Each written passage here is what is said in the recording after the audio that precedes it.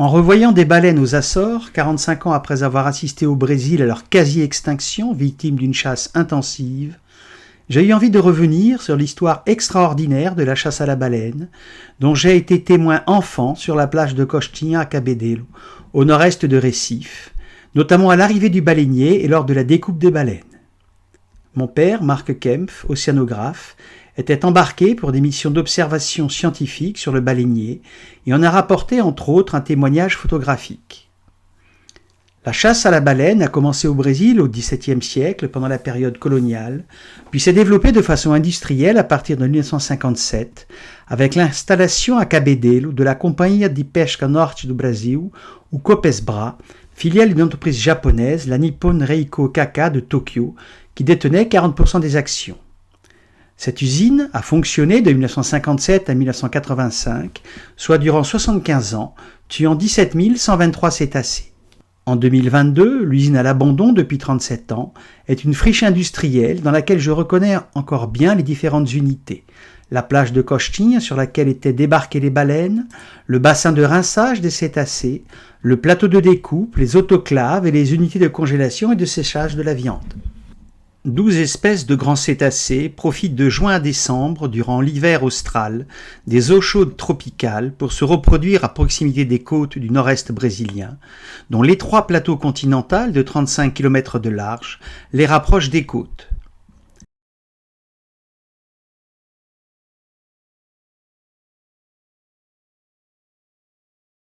Les cétacés, comme ces dauphins communs au large du Conquet, sont des mammifères aquatiques qui partagent avec leurs homologues terrestres la présence de mamelles, de poils et de poumons, ce qui les oblige à remonter pour se ventiler à travers leur évent, homologue des narines situées dorsalement à l'arrière de la tête. Contrairement aux poissons, leur nageoire caudale est horizontale et bat verticalement lorsque l'animal nage, leur nageoire pectorale servant essentiellement de gouvernail et de stabilisateur. Les cétacés, chassés au Brésil, sont des mysticètes, baleines à fanon, qui se nourrissent par filtration de l'eau des crevettes du krill et de petits poissons planctophages, et des cachalots, cétacés odontocètes à dents qui chassent des calamars géants dans les profondeurs abyssales. On voit sur cette photographie la morphologie d'une baleine à bosse, encore appelée jubarte ou mégaptère, en raison de ses grandes nageoires pectorales. Sa tête hydrodynamique porte les yeux et dorsalement les vents. La mâchoire supérieure, plus courte, possède environ 250 fanons noirs, de 50 à 90 cm, terminés par une frange velue sur le bord intérieur.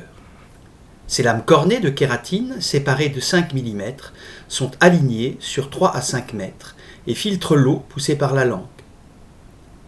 La baleine récupère ainsi les crustacés planctoniques, krill, copépodes, mais aussi les poissons planctophages dont elle se nourrit. Sa mâchoire inférieure, prognate, possède de nombreuses protubérances, liées chacune à un follicule pileux.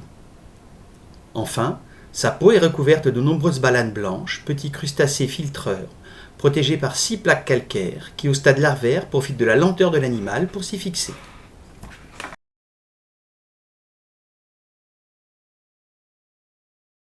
Les baleines australes des côtes du Brésil migrent chaque année au début de l'hiver austral des eaux froides de l'Antarctique où elles se nourrissent vers les eaux tropicales du nord-est du Brésil où elles se reproduisent et parcourent ainsi une distance totale annuelle de 10 000 km.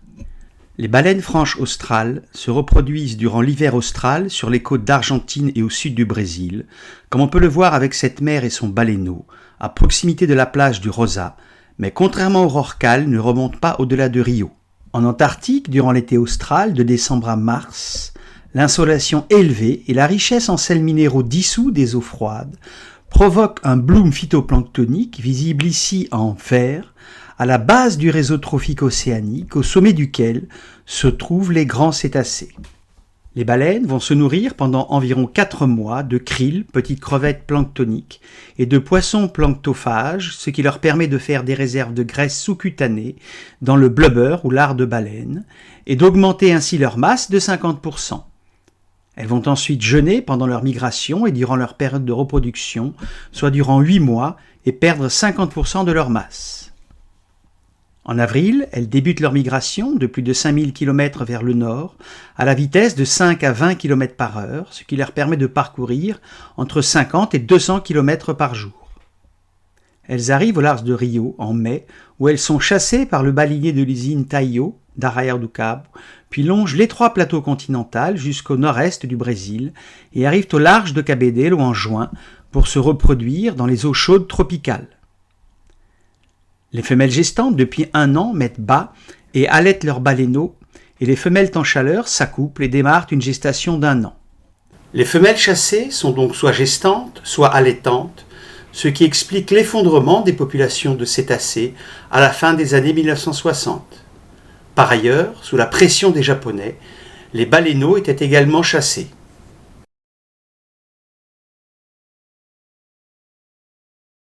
La baleine est un superprédateur qui participe activement au cycle du carbone comme prédateur en consommant plusieurs tonnes de krill par jour, mais également comme minéralisateur avec ses excréments et son urine. Lors de sa mort, elle apporte de grandes quantités de matière organique et d'énergie à l'écosystème aphotique abyssal qui ne peut réaliser la photosynthèse et qui dépend donc de cet apport de matière organique depuis la zone euphotique supérieure.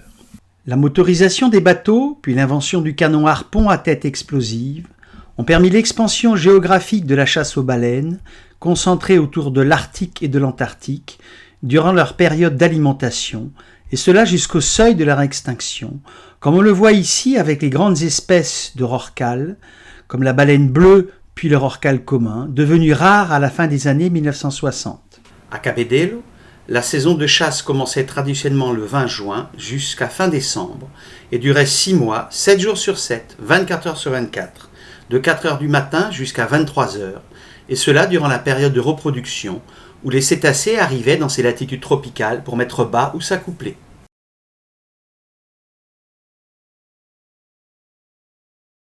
Dans les années 1970, le baleinier, avec une quinzaine d'hommes d'équipage, était le Seiyo Maru numéro 2, solide bateau en acier de 44 mètres de long, dont la proue relevée portait le canon.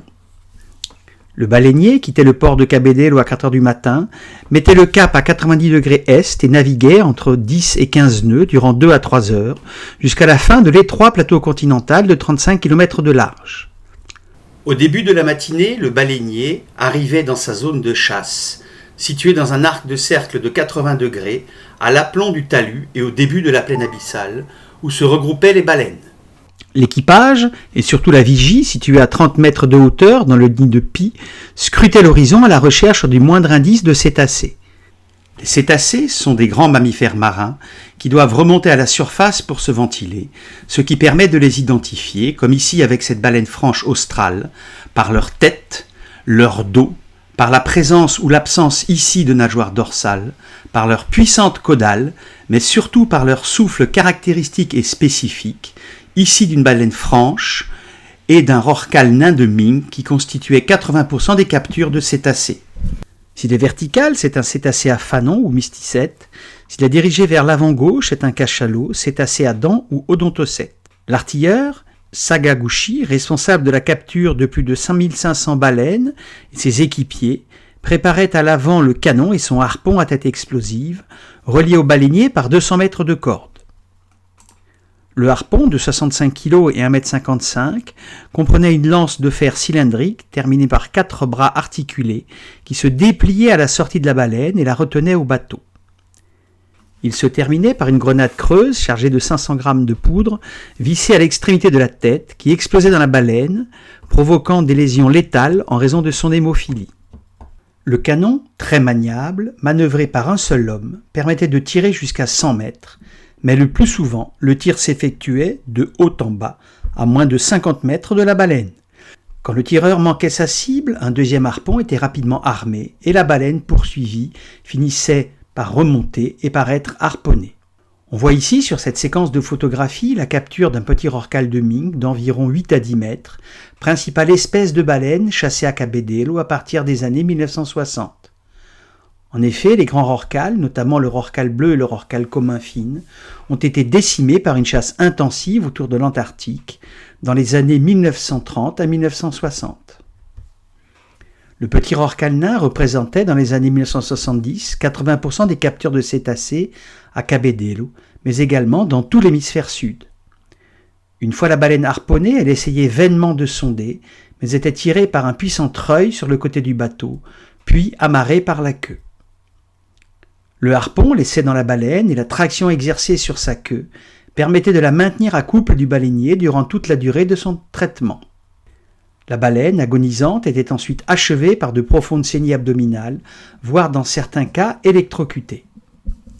Bien évidemment, le sang attirait de nombreux requins, dont les morsures dégradaient la chair de la baleine, ce qui faisait baisser le rendement.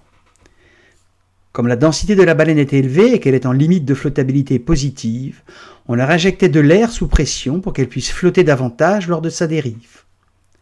La pression de l'air faisait sortir, comme on peut le voir sur ces rorquals de mink, la puissante langue, le pénis des mâles visible en bas de l'image, voire les fœtus des baleines gestantes, qui représentaient 80% des captures des baleines à Cabedelo. Le harpon était enfin retiré à la fin des opérations, car il servait à maintenir la baleine à flanc du baleinier. Une fois abattue et injectée d'air, la baleine, qui flotte maintenant nettement en surface, est reliée à une bouée radiobalise par la queue, puis laissée à la dérive jusqu'à la fin de la journée. La mesure du relèvement de son émission était effectuée par un récepteur radio appelé radiogoniomètre, muni d'une antenne directive qui fournissait l'azimut de la radiobalise et permettait de la localiser précisément. Le baleinier repartait ensuite à la recherche d'une autre baleine ou d'un cachalot. Toutes les données de la journée et de la chasse de chaque baleine étaient consignées dans un registre. En fin de journée, les différents cétacés chassés étaient récupérés et remorqués à couple du bateau jusqu'à l'usine de Cabedelo. Durant cette journée de chasse, 2 rorquals nains de mink et une baleine à bosse ont été capturés par le Seyo Maru numéro 2. Les baleines étaient débarquées en fin de journée, voire en soirée, sur la plage de Cochetignes par la proue, ce qui attirait les habitants et les curieux. On voit ici sur tribord une baleine à bosse ou jubarte, mâle, d'environ 15 mètres et 30 tonnes, caractérisée par la couleur sombre de sa peau, et nous le verrons après par ses 2 grandes nageoires pectorales et de nombreux nodules pileux situés sur sa tête. Les baleines étaient ensuite treuillées sur la plage, puis rincées dans un bassin, et enfin tirées sur un grand plateau de découpe en bois.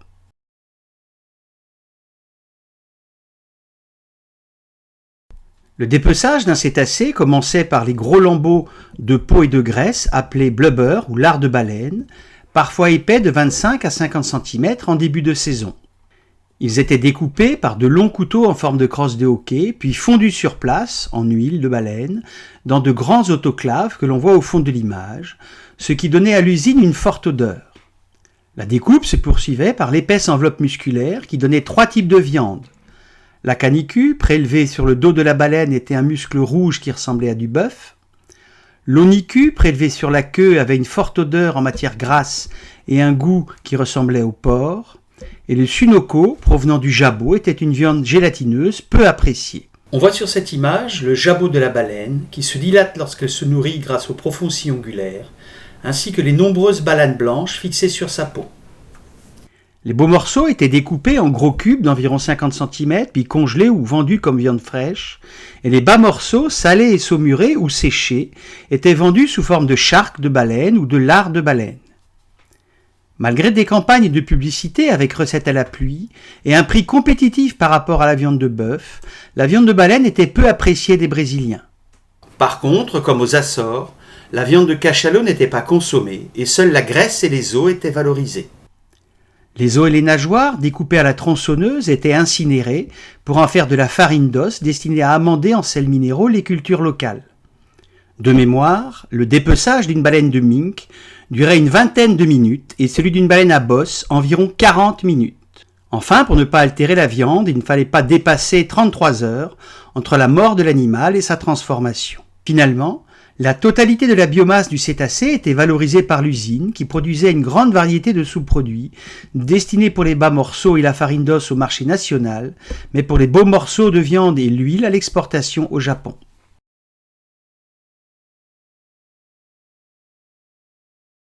En 1973, année de ce reportage photographique, 733 cétacés ont été chassés, soit environ 4 par jour, nord, avec un rorqual tropical Bride, 6 rorquals boréal Sei, 600 rorquals nains mink, une baleine à bosse ou jubarte non répertoriée et 75 cachalots.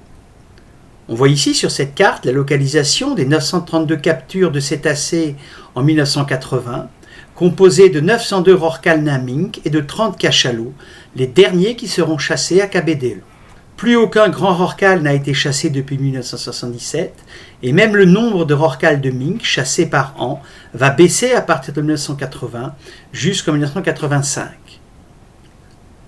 Or, beaucoup de cétacés étaient des femelles allaitantes, comme ici cette femelle de rorqual de mink dont on voit les mamelles, ou des femelles gestantes, bien évidemment impossible à distinguer des mâles, ce qui a fait rapidement baisser les populations de baleines australes, menacées d'extinction au début des années 1980.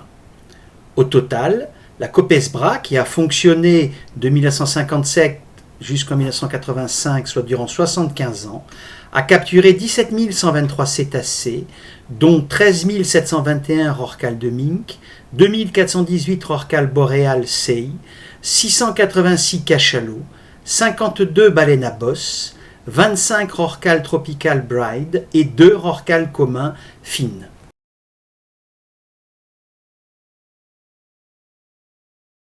Sous la pression des comités anti-chasse, la Copesbra a essayé de communiquer en acceptant des reportages sur ses pratiques de chasse et a essayé de les justifier en embarquant des scientifiques, ce qui est fréquent dans d'autres industries qui portent atteinte à l'environnement ou à la santé. Finalement, face à son opinion publique hostile à la chasse à la baleine, devant la menace d'extinction et sur les recommandations de la Commission baleinière internationale, le gouvernement brésilien met définitivement fin à la chasse à la baleine en 1986. Actuellement, seuls 3 pays, la Norvège, le Japon et l'Islande, continuent de chasser des baleines.